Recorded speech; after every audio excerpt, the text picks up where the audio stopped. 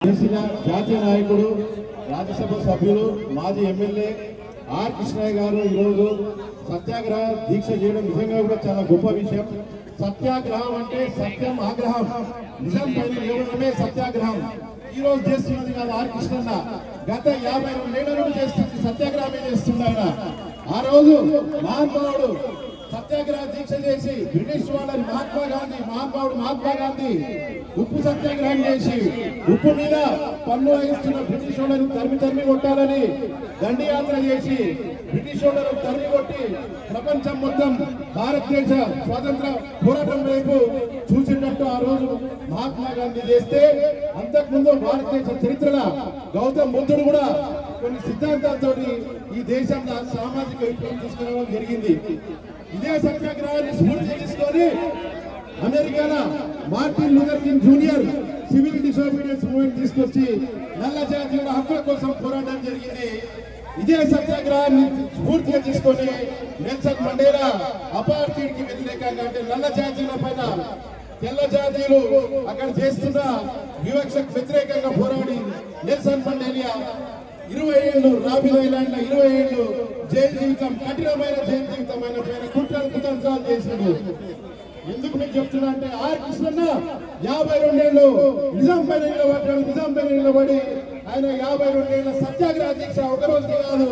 Nelson Mandela ఎట్లయితే 20 ఏళ్ళు jail జీవితంగా ఇచ్చిండో, ఆర్ కృష్ణన్న 50 ఏళ్ళు నిర్బంధంగా బీసీ జాతి కోసము, పేదల కోసము, కుల మతాలకు అతీతంగా 50 ఏళ్ళుగా పిల్లలు చదువుకోవాలని నిరాహార దీక్షలు, స్కాలర్షిప్ల కోసం పోరాటాలు, ఫీజు రియంబర్స్మెంట్ కోసం పోరాటాలు చేసి ఎన్నో విజయాలు సాధించినది.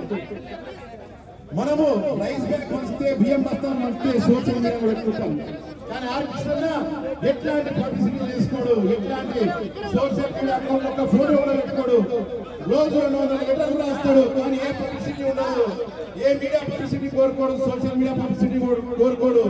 నిష్కామ కర్మ చేస్తాడు. భగవద్గీతలో శ్రీకృష్ణుడు చెప్పినట్టు ఏ ఆశించకుండా సేవ చేయాలని ఎట్లయితే చెప్తాడో, మన కృష్ణన్న ఖచ్చితంగా చూచ తప్పకుండా ఏ ఆశ లేకుండా ఈ జాతి కోసం పోరాడుతుండు.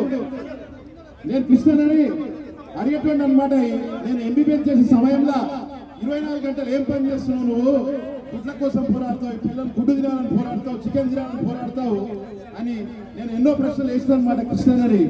కానీ ఈరోజు హార్వర్డ్ యూనివర్సిటీ ప్రొఫెసర్లు చెప్తున్నారు, ఏం చెప్పేది కాదు, హార్వర్డ్ యూనివర్సిటీ ప్రొఫెసర్లు ఏం చెప్తున్నారంటే పిల్లలకి మంచి ఆహారం ఉంటేనే మంచి మేధస్సు ఉంటుందని చేసిన ప్రశ్నలకు, ఎందుకంటే వయసు పెరిగే కొద్దీ పరిణితి చెందుతుంది. ఆ రోజులోనే ఒక విజనరీ లాగా ఈ పిల్లలు చదువుకోవాలి, వీళ్ళకి మంచి తిండి పెట్టాలి, వీళ్ళు ఈ దేశ నిర్మాణంలో భాగస్వాములు కావాలని కృష్ణన్న రోజు పోరాటం జరిగింది. మనం దేశ చరిత్ర చూస్తే ఎంతో గొప్ప దేశం. స్వామి వివేకానంద నుండి ప్రతి ఒక్కళ్ళు కూడా రామకృష్ణ పరమహంస కావచ్చు, దేశం నలుమూలల తిరిగి ఆదిశంకరాచార్యులు కావచ్చు, శక్తిపీఠాన్ని నెలకొల్పి ఆదిశంకరాచార్యులు కావచ్చు.